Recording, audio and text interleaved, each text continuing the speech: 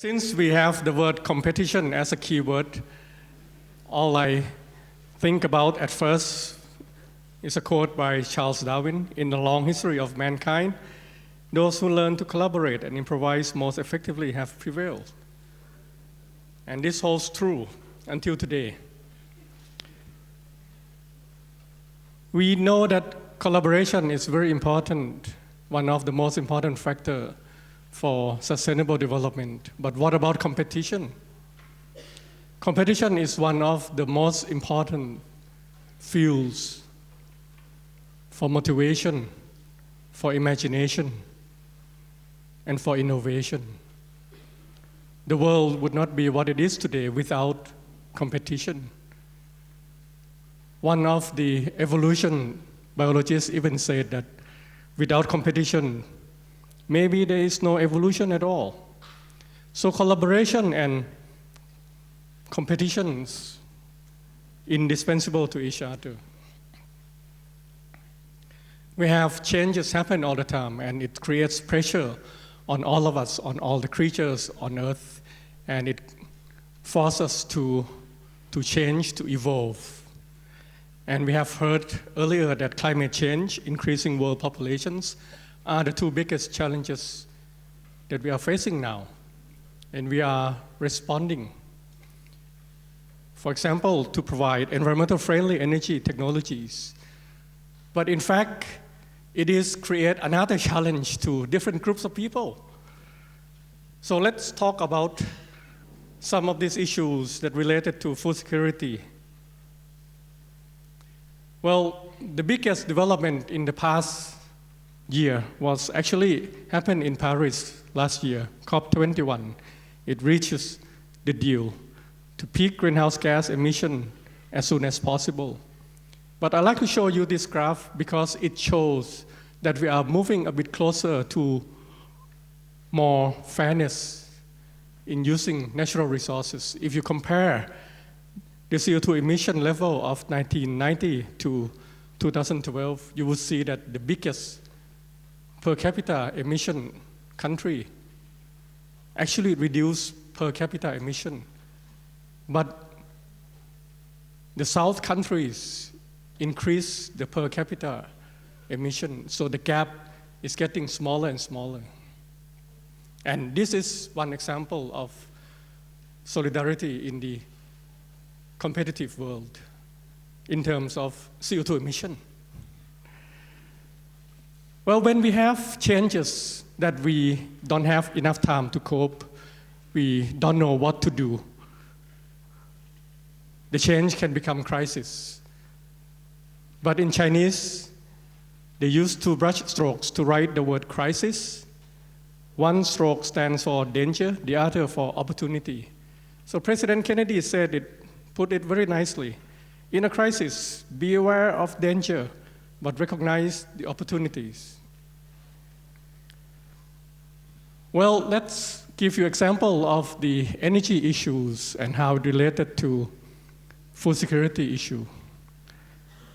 The oil ministry of Saudi Arabia once said, Stone Age did not end for lack of stones. We all know that. But he predicts that the oil age will end long before the world runs out of oil. And what happened in the past 2 years was unbelievable. The volatility of the oil prices sent the ripple effects throughout the world. But the biggest thing is coming, the rise of solar energy technology. In fact, the price of solar energy reduced at unbelievable rates. You could see there on the top right. It's truly unimaginable because of the increase in efficiencies. But what happened is that while the learning rate of solar technology happens so fast, each time the production doubles, the price went down by 20% for the past 3 decades. And earlier this year in Dubai, the auction for solar energy was only less than 3 cents per kilowatt hour. And last month in Chile, 2.91 cents per kilowatt hour. How much you pay for your unit of electricity at home? The world is changing, and we are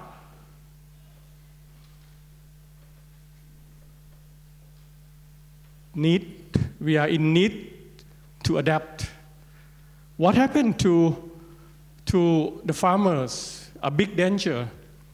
The farmers that produce for fuels, sugarcane, corn for ethanols, cassava for ethanols. They are losing out very soon in 1 or 2 decades. And also for producers of rubbers who are going to, be competing with low price of oil when solar energy become abundant. But opportunities come for over 1 billion people with no access to electricity now in Asia and in Africa. More lights give families more time for leisure, learnings, and chores. The energy is available house by house, pay per use, and also the energy is coming to agriculture in a big time. Now they have access to solar irrigation in a pay per use basis. And the picture on the right won 2015 Powering Agriculture Award. The food security issues now. The world produces enough food for everyone, but not everyone have enough food. In the future, 2050, with 9 billion people, where will we find enough food for everyone? The hunger map changes from dark red color to a lot less dark, light red, and it's because of a number of things. The undernourishment declines as income increases too. So increase of income was one of the big factors, but a lot of other factors contribute. What will happen 10, 20 years from now? Do we still have carbohydrate insecurity with the competition coming from solar energy?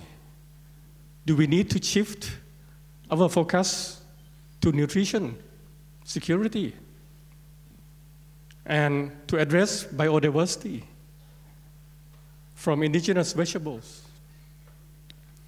Our need for food poses one of the biggest dangers to the planet. The supply side management, there are a number of things that we could do. We could freeze agriculture's footprint. We could stop trading tropical forests for farmland. We have to begin to do more with less, increase yields on less productive farmland, reduce yield gaps. We have to use resources more efficiently: water, energy, fertilizers, chemicals, and most important of all, the labor. We need to increase productivity by increase the value of the products that we are producing and increase the efficiencies of the way we produce it. But the most challenging part of all is for the demand side management. Shifting diets, reduce waste. I will tell you more in detail. Well, let's go talk in detail about productivity here. Do we need new innovation to improve productivity? In some cases, not really, because we don't have to reinvent the wheels. Some of the technologies, some of innovations are there already. We just need to share them from the north to the south, from the south to the other side of the world. There are low-hanging fruits, technologies that are there, but people never got a chance to use it. But with the energy price coming down, the South countries can have better access to a number of technologies.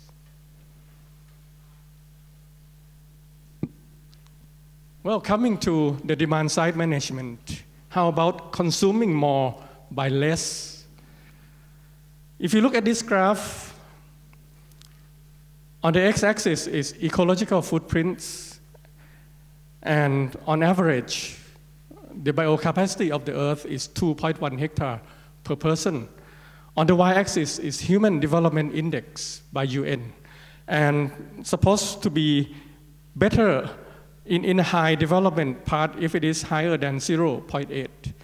So you see two lines that intersect. That's where every country in this world should be 2.1 hectares per person and having 0.8 Human Development Index. You notice that we are actually far away from that point. It's good in a way that we can see, that we can say that a lot of room to improve. One half of the world's crop calories feed people directly. 1/3 goes to livestock. 1/10 turn into biofuels and industrial products.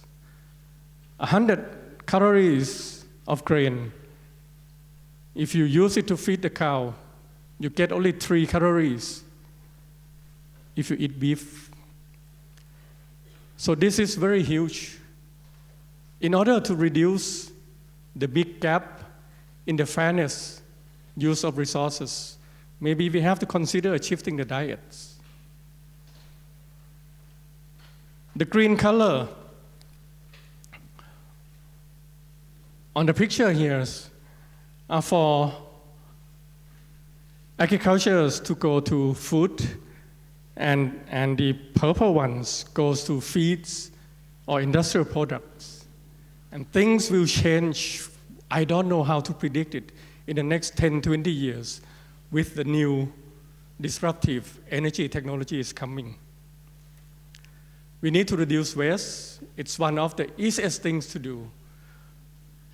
Refrigeration is the biggest innovation that creates wonders in this world, and a lot more refrigerations can come to Africa, can come to Asia, where they didn't have energy available before. I'd like to give you an example of a combination of competition and collaborations would need for the sustainable development. In every project, we would ask to have competitive proposals, and we ask the one who submitted to collaborate. This is one of the best ways to make sure that we get the best team to come to work with us. An example of solidarity in a competitive world. And one project that we are working with a team in Europe, the North and South collaboration between Europe and ASEAN countries, is a new Erasmus Plus project. We just got the news a month ago. Thank you very much. So we hope that it could address the food security and climate change issue in higher education. So come back to solidarity in a competing world. We have a lot of challenges. We need to change in order to adapt, in order to prevail. And we have to be the change that we wish to see in this world. Thank you very much.